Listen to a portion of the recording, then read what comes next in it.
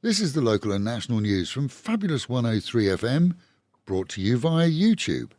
And it would be fabulous if you subscribed to our YouTube page, with the promise in the future that at different times we'll have subjects that are only available to those who subscribe. So please, subscribe to our YouTube channel. It's easy. Click the subscribe button. And at the same time, click the like button too. Long-term visas for non-Thais lasting 10 years. And specifically for those with high incomes, along with retirees and people working here in well-paid jobs, are to see the price of the visas slashed to just 50,000 baht in an effort to encourage quality expats to choose Thailand as their home base. There is a requirement that all have medical insurance of $50,000 or have existing Thai social security. And for those applying based on income, they have to have earned an average of $80,000 annually in the past 2 years, whilst those who are specialist workers will need to be able to show employment contracts, along with proof of experience in their work field. Bad news for those who were hawking shares in planned cannabis farms, but good news for everyone else, as the state has announced that home cultivation of cannabis plants will become legal as of next month. And as part of that program, the government will be giving away 1 million plants to homeowners. According to the Health Ministry, there will no longer be a requirement even for a licence or registration for those who cultivate the plants, which must be of medical grade and intended for medical use. These, though, are not the type of plant with the high psychoactive properties. Rather, they're strains that have medical properties, but less of the so-called high. And it will allow the launch of marijuana-related businesses without any need for FDA registration or approval.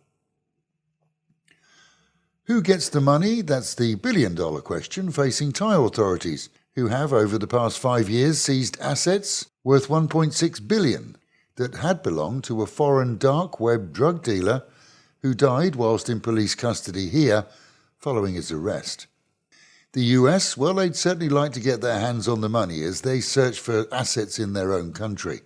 But as assets gained through criminal acts, they may well remain in Thailand and be put to good use. Following the army ban on Lazada deliveries on any property it controls, the Navy and Air Force have also asked members of their forces not to buy from Lazada too. This follows the use of a highly controversial advert for their service, which was posted across the net and used actors dressed and appearing in a similar style and appearance to members of the royal family. The extremely insulting commercial was removed from most platforms, but under Thai law should never ever have been created to start with. And with the production company being Thai, there isn't much room to argue any defence. The 48-year-old son of a local politician in Suratani has turned himself into police to answer charges that he was amongst the many well-positioned locals who took part in a child prostitution ring operating in and around children's homes. As we revealed last week, the children involved have been removed to a safe home in Bangkok with full protection following threats. The errant son saw 5 warrants issued for his arrest regarding procurement. Separately, Thai media reports criminal charges were filed against the Deputy Director General of the Department of Children and Youth of the Ministry of Social Development and Human Security, in this case for malfeasance in office and coercion. Meanwhile, at home and in our own region, the COVID count this morning from PCR testing was 189, with a further 1,720 ATK tests failed in the same period. Nationally, the count was 7,650. The shooting of a local man has been blamed on a feud with a former pal, which spewed onto Facebook, seeing all their acquaintances aware of their fallout. Families say that they were due to meet to resolve the issue civilly. However, both took guns to the meeting and, after a punch-up, both are said to have fired at each other. One missed, and the one who was hit is said to be in a coma. And there's every chance that bars and clubs will be allowed to return to normal trade very soon, according to those in the know.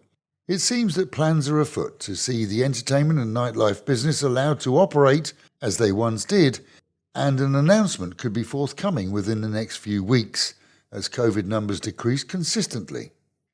And with the Met Office promising highs today of just 29 degrees, dropping down to 25, An overcast day with continued rain. Local and national news today from Fabulous 103 FM and Fabulous Pattaya Media Group. And to get a notification every time we release another bulletin or program, like and subscribe to our channel, Fabulous Pattaya Media Group, by using the link below.